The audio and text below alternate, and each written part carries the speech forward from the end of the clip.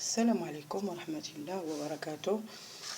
للتعقيم وتعقيم الدار واللي فيه هذا الريح، اللي كاين هذا الريح بزاف بالنسبه، بغيت نشارك معكم هذه الوصفه.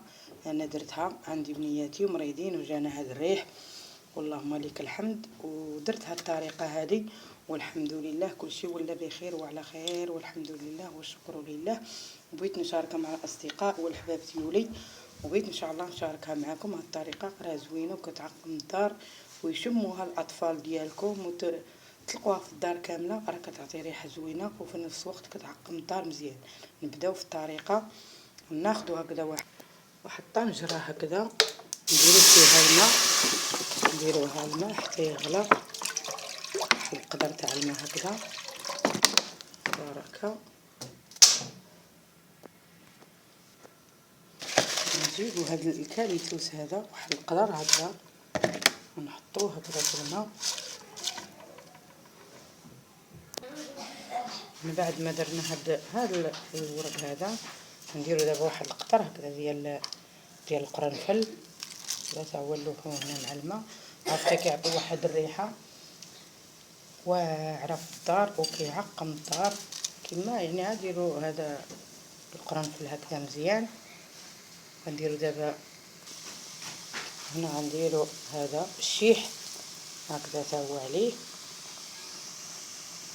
الله خوتي جربوها ان شاء الله، غادي تشوفوا النتيجه في اقرب وقت.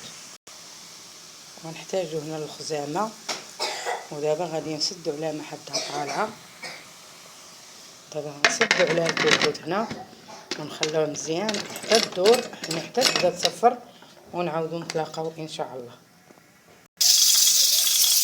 هانتوما دابا بعد ما كدور هكذا الصفاره، يعني داكشي راه غالي وجمع بزاف ديال الهواء هنايا، يعني جمعت بزاف ديال البخار وديال الهواء. دابا كنديوها لاي بلاصه اللي بغينا نعقموها، البيوت ديال الدراري او البلاصه اللي فيها داك اللي فيه هذا الريح والرواح، داكشي هاد الريحه لا دار في الدار ما كتنتشرش العدوى ديال الدراري الصغار يعني ولا ديال هذا، كتكون محدوده كيقضيو عليها هاد كتحلو هكذا كدوها لاي بيت هكذا كتصفر فيه الكوكوط، اي بلاصه هكذا تحطوها فيه تصفر فيه هكذا تخرج هذا البخار فيه، يعني كيتعقم وكيتبخر. يا سلام، عرفتي واحد الريحه غزاله والله.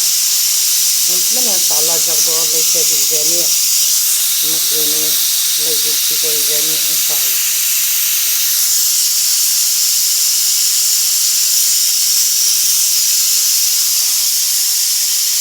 انا غنخليها هكذا في الدار واحد 3 دقائق ولا 4 دقائق وهي فوق النار هكذا، غنخليها هكذا تصفر، يعني تدور الريحه ديالها في الدار كامله ان شاء الله.